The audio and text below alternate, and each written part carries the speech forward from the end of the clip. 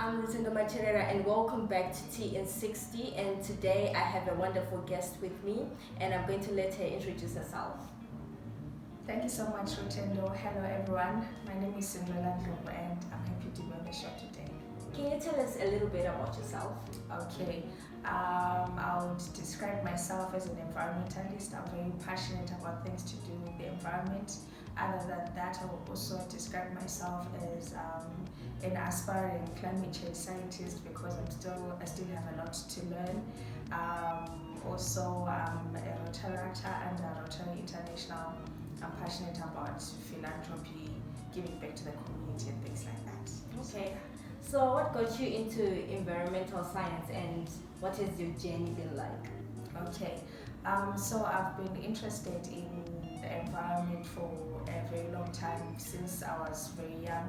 I remember when I was young, I used to be a huge fan of nature shows like Nat Geo, and I'll be very hurt when I'm seeing animals in distress, like a polar bear holding onto a small piece of ice, or a buffalo that is about to die because there's no water. So all those things got me intrigued in terms of understanding more about the environment, about nature, what's going on and things like that. So as I grew up, I then started to align myself more to do with the environment. For instance, the clubs I joined at school, I remember I was part of the Climate Change Champions, which was a club back in high school that was under British Council, and it was not like any other club. For you to get into that club, you'd have to be selected. So being nominated to be part of that club, I think it really boosted my confidence because I was in Form 1 back then. So I was building on that momentum to follow that path and to ensure that even in my extracurricular activities, I'm also doing things along those lines. Okay, that's nice. I like what you're saying because people are very different, and it's just interesting to see that you started from a young age, even feeling for animals that you're seeing on TV, and someone wouldn't even be thinking about. I myself, I like watching baking shows, so it's like different avenues. I like that it started from a very young age. That's really nice. So for one to major in climate change, what programs do they have to focus on? I would say that there's not necessarily a program that is prescribed to say if you want to venture into the climate change space, you have to do particular programs, because it's a very broad subject and it covers quite a lot of things. For example, it can be in development work where you're looking at issues to do with climate change and how they're affecting development. It can be from an economics perspective. We can also be from a scientific perspective to say, for example, I'm also an aspiring greenhouse gas inventory expert. So from that scientific perspective to say, if you want to be a climate change scientist, you have to maybe do climate change sciences, environmental sciences, or even from an advocacy perspective, if you are into law, you can also venture into environmental law to align that to climate change. So I wouldn't say there's a specific program that you have to do, but I would say that climate change can be mainstreamed into any career whatsoever or any sector whatsoever because of how broad it is. Okay, that's nice. I see that you're the founder of Green Heart, and I like that you're wearing the shirt today. Can you tell us a little bit about it? What is Green Heart Trust? Okay, so Green Heart Trust is an environmental non-profit organization which I founded in 2019 and formally registered it in 2020. So the reason why I started Green Heart is the fact that I was noting, even in my journey as I was studying environmental science, to say how Zimbabwe, being a country that has a lot of natural resources and being a developing country, we are affected a lot by issues to do with climate change. And when I was in the process of finishing my degree, I was really excited to go into the job market, and I really made sure that I get those good grades so that I can be marketable. But unfortunately, there are not a lot of opportunities for fresh graduates to be formally employed. So during that period, finishing in 2018 and then spending the entire 2019 not doing anything, I then decided to start my own initiatives, because in my head I had all these ideas and all these projects that I would want to do that pertain to the environment, but I did not have a platform to do that. So I spent 2019, the whole of 2019, building Green Heart on social media. So the first thing I did was open a Twitter account, and from there I started following organizations with similar interests, and also teaching myself how to use social media, because I was not like a social media there so is a skill in it. definitely.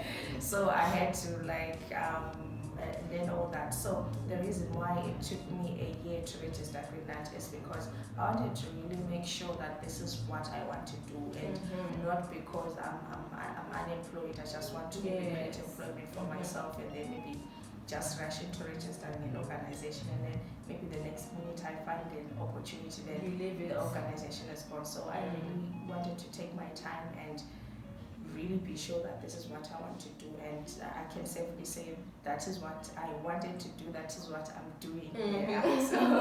So yeah, that I think my journey evolved from the registering, and also starting to pick up on environmental issues even in the city, at a local level, and then moving on to national level, and collaborating with individuals, organizations that have similar interests. Okay, that's nice. I would want you to talk about, like we like telling people here about how they can use social media to help them. How does social media help Green Heart Trust? I think social media has really helped Green Heart Trust to be where it is right now, because like I said before we registered, we started off on social media, and through social media, that is when we got our first project, which was a huge project, a consultation meeting for a convention on biological diversity. So we did a consultation meeting for Bulawayo. So there were only 8 consultation meetings that were done around Zimbabwe, and we were fortunate enough to be spotted through our social media interactions to be one of the hosts for that symposium. And the feedback that we got from young people that attended our symposium was then consolidated, and it was sent to an international platform. So I think that is testament to the fact that there are a lot of opportunities that can be unlocked through social media. The kind of pages that you follow, the kind of people that you follow. For instance, even for my personal pages, they are aligned to what I love, the environment, aligned to climate change. So even when I'm scrolling through my timeline, it's like I'm studying, because I'm coming across new things that I didn't know. I'm coming across new opportunities as well that I can use to expand my career, that I can use to expand my organization. So social media is really like a really useful tool, and I like the fact that even if you're not necessarily famous, newspapers are not writing about you, you can just write about yourself. You don't need to wait for that kind of marketing, you can market yourself. Exactly. Okay, so as someone who is so much in love with the environment, what's one thing that you see here in Zimbabwe that really drives you crazy? The one thing that drives me crazy, I think it would be littering. It would be littering, yeah, because coming from Bulawayo, a city that was previously known as the cleanest city, and seeing the status quo of accumulating litter in sanitary lanes and street corners, I think that really gets to me. And the fact that someone can just throw a piece of paper on the ground and not feel obliged or not feel guilty at all. I think it speaks to the fact that there's a lot to be done in terms of sensitizing our community on why they should care for the environment, and how it's not necessarily the job of a street sweeper to keep the streets clean, but it is the job of everyone. Yes. I actually saw on one of your posts where you posted like there was a lot of litter by the market where people were actually buying their food, and it looked so filthy. And I was thinking, oh my god, we are the ones who are making this place so dirty, and yet we are coming again to even buy food from that place, which is really crazy. So what is something that you think we should focus on here in Zimbabwe when it comes to climate change? Okay, I think one thing that we really need to focus on in Zimbabwe, I think it would be climate adaptation, because climate change is not like a future problem that you are yet to face. It's something that you are actually feeling now. So I think it's really important that as a country we put in place strategies that are going to help us to live with the impacts of climate change.